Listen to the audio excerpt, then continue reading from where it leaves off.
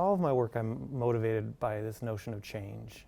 How do I make something that isn't static, but that responds either to our environment or to the immediate space in which the exhibition is being shown?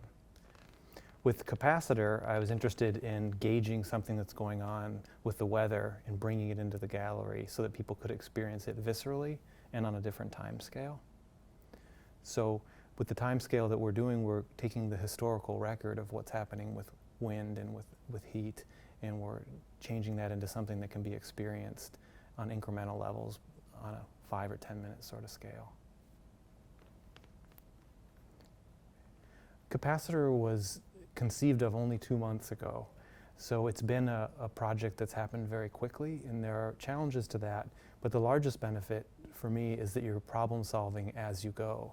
So as we've installed this project at the Art Center, we've got to make a lot of creative decisions in process, which is again challenging, but also exciting.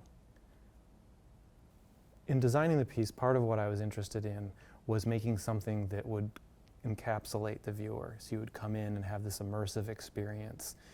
The forms that I'm working with conceptually are microscopic, so to be able to bring people in and experience something that's 20 feet tall that would normally be difficult to see under a microscope was a kind of fun and interesting challenge.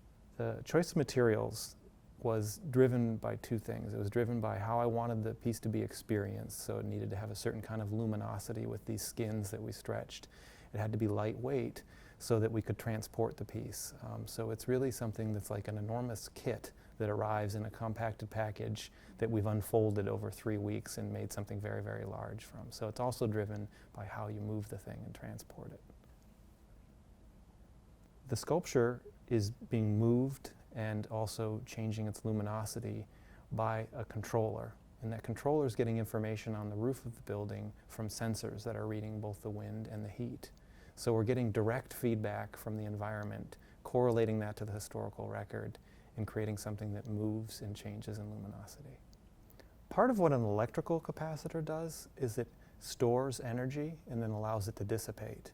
And so by invoking that word for the title of the piece, I think that it can hearken to this idea of how we process information about the environment and then see it in an indoor space where we've isolated certain aspects of it that we want to think about. If I were to think about what I would hope a person would come away with after experiencing this project, it would be that they feel that they've experienced something about what's happening in the outside landscape in a new way, that they've experienced it with their bodies in a new way, and they've been able to connect something conceptual and intellectual with a physical experience.